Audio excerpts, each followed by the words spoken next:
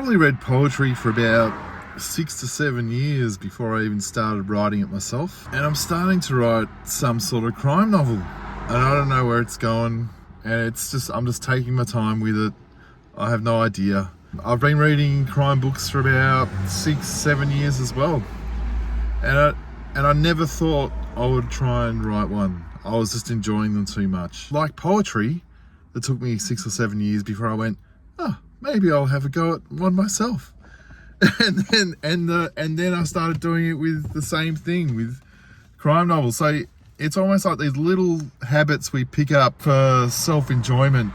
If they last longer than 6 to 7 years for me, that ends up being an education that I don't know. I didn't know that it was an education at the time, but then it becomes one. It's good and bad because now I'm reading my crime novels almost to learn and going, that's what they did. They do all these little invisible things that, well, as a reader, I don't even notice. It just makes it easy to read and understand. And now I'm picking up like little tiny little structural things they do, the way they pace inner dialogue with conversation and description, and there's almost like an ingredients measurement of how they do it all, and it works really well. And while I'm still in this beginner mode, I feel like I've got to try and not learn too much before I know how to pull the levers and push the buttons, which is what happened to me with poetry. My first few poems were really good, and then I started to learn how to do it, and then they got worse. So I'm in that same place at the moment with 4 or 5 pages into a crime novel that I've been working on for 6 or 7 years. I only got to 2 pages over 6 or 7 years. I just kept dumping little ideas, single sentences into it.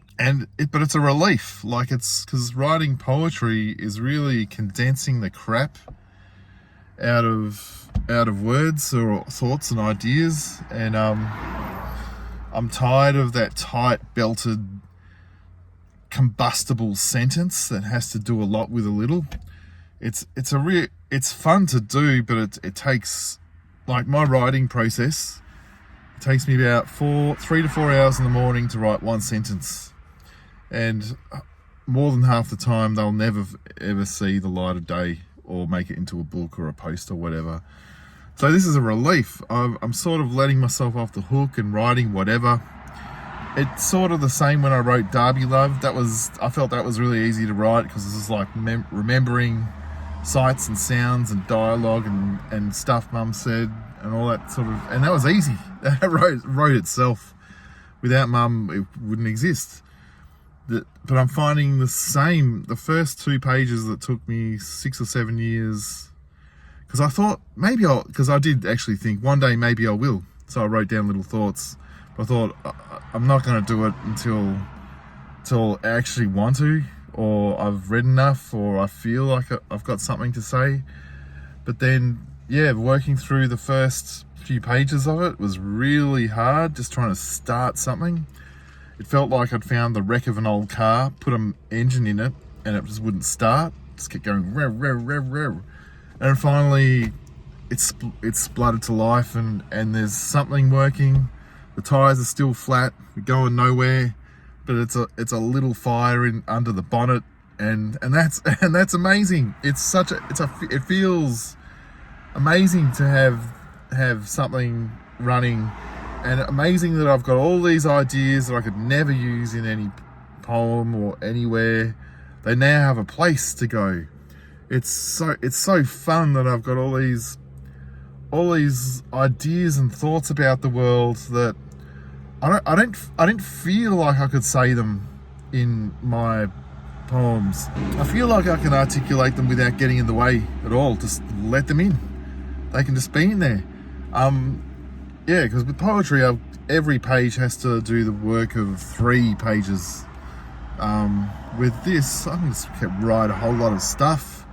Just keep colouring it and see what happens. But I'm terrible in terms of flow and pacing and working out what has to go in and what doesn't, all of a sudden I feel like I've got this little world that I can return to that's my own, that anything can happen. That was what was hard to start off with, because anything can happen, and it's hard without limitations. But now I'm starting to create, here's a direction, here's a rough direction, and it was hard to steer it and point it towards something, and now it's starting to, but yeah, there's no rush for it either. Like I said in the last episode, I'm also just going, just see what happens. Just take it easy. And the fun thing about it too is, what I love about a lot of detective novels is they paint a picture of a city really beautifully, a city that actually exists.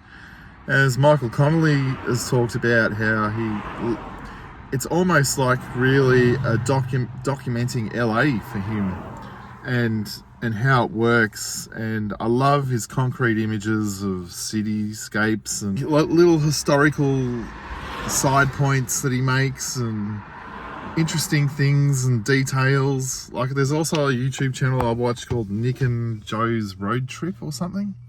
Nick and Jim, I can't remember, but they just travel across the US and talk about demographics of different towns and crime rates, and I find it really interesting. I don't know why. Like, I wouldn't be interested in that. If the same thing was presented to me in high school, I'd go boring. But now I'm watching it, and I find it fascinating.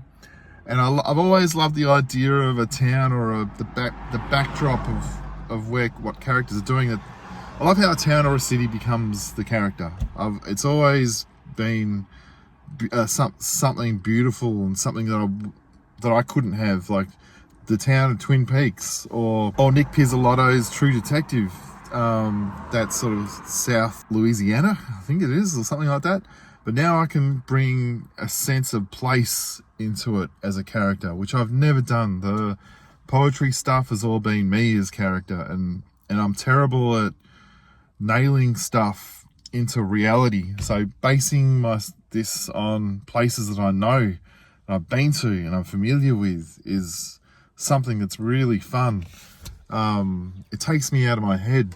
I love that when I read crime novels before bed, that I'm reading about another world really beautifully articulated. Just the articulation of another world, for me, takes me out of my head more than a really clever idea. A clever idea is great. It's harder to do, but the easier thing is to write the description of a place, but that alleviates my own thoughts because I'm there. All of a sudden I've gone traveling. But a clever idea makes me work.